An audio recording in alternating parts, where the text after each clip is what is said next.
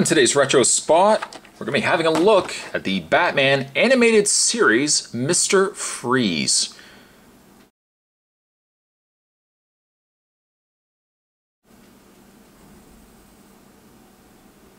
Now, this Mr. Freeze comes with a firing ice blaster. It comes to us from Kenner, as you can see there. This is something that's rather interesting. I picked this up on eBay. In case anybody was wondering, where did you pick this up? I picked it up on eBay a while back, many moons ago. But the interesting thing about it, if I zoom into the top there, I want to show you guys the price tag. Are we serious here? Look at the price tag. Look at the price. $29.95. I'm shaking. Here we go. $29.95 retail. Who is going to pay $30 for a figure? $30. $30. I know. I can tell you those figures did not originally cost $35. They were probably, these figures were probably about $7, $8 tops. So whoever was foolish enough to have bought this figure for $29.95, boy oh boy. Anyways, at the top there we've got a picture of the Dark Knight there. A nice silhouette of Batman. Picture of Mr. Freeze going on there as well. And on the back of the package, yes, good old gimmick heavy. But at least the gimmicks are not figure related, they are just more accessory related. In this case, Mr. Freeze comes with a water ice pack. I won't fill it up with water, but I'll just kind of show you guys what it does. I really don't like filling things with water because you never get the water all out. It says, to fill launcher, place nozzle in water, squeeze backpack, and release while holding it lower than nozzle. It says, place launcher on right arm and insert peg onto on backpack into hole in figure's back. It says, load projectile, squeeze backpack to fire projectile with water. Launcher can also fire water alone. Other figures that you can get in the series of figures released by Kenner. We've got Mech Wing Batman, High Wire Batman, we've got Night Star Batman, Lightning Strike Batman, many Batmans. We got Total Armor Batman, Infrared Batman, Bruce Wayne to Batman. How many times? I think I'm going to say Batman a lot in this review. Ninja Robin, whew, no Batman. Meow, we got Catwoman. We got Mr. Freeze, of course, what I'm reviewing here. Clayface. We got the Jetpack Joker, Phantasm, we've got Scarecrow, Batplane, the Batmobile, Batcycle, the Bat Signal Jet, Hydro Bat, and finally the Joker Mobile. Down below as well, Kenner. Trying to see a copyright date on here. Ah, there we go, 1993. So if anybody was wondering, Spot, how old is this? 1993. I'm going to take a bit of a break. What I'm going to do is I'm going to get this opened up. We are going to have a better look at Mr. Freeze.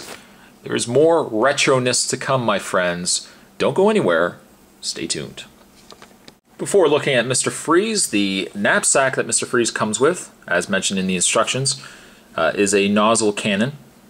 The backpack is a very sticky,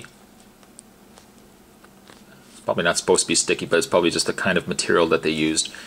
But you would take this, and again, I'm not going to demonstrate it just because I have always been from the school of not filling things with water, because when I was little, I used to do that all the time, and you could never get the water completely out, and yeah, you'd be stuck with a little bit of water in these things, and that never goes well.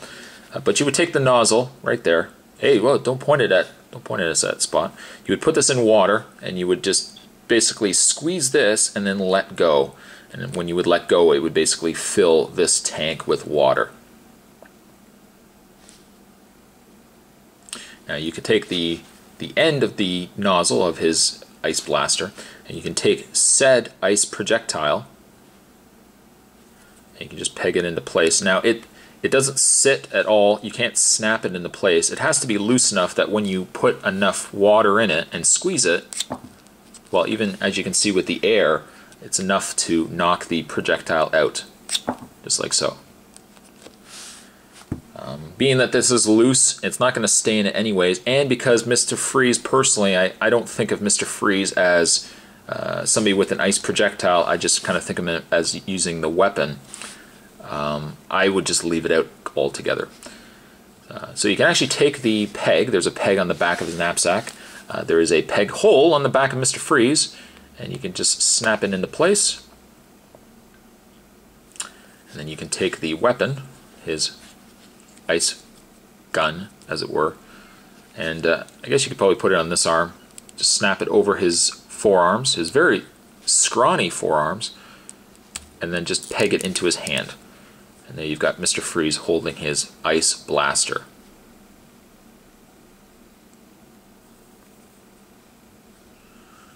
I wish they would have re-released the figure with a smaller knapsack, just plastic, and then maybe just been, just done away with this whole tubing.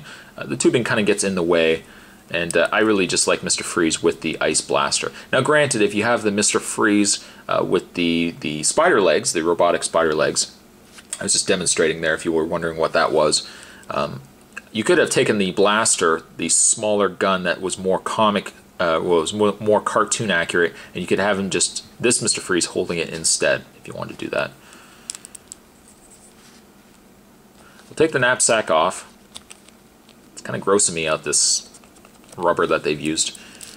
And we'll just unpeg the, there we go. Just put that down for a second. Let's zoom into the actual figure. First of all, you'll probably notice that the figure is a little stocky. He's a little short, unfortunately, which was really common with most Kenner Batman figures. They were known for always being very short and stocky.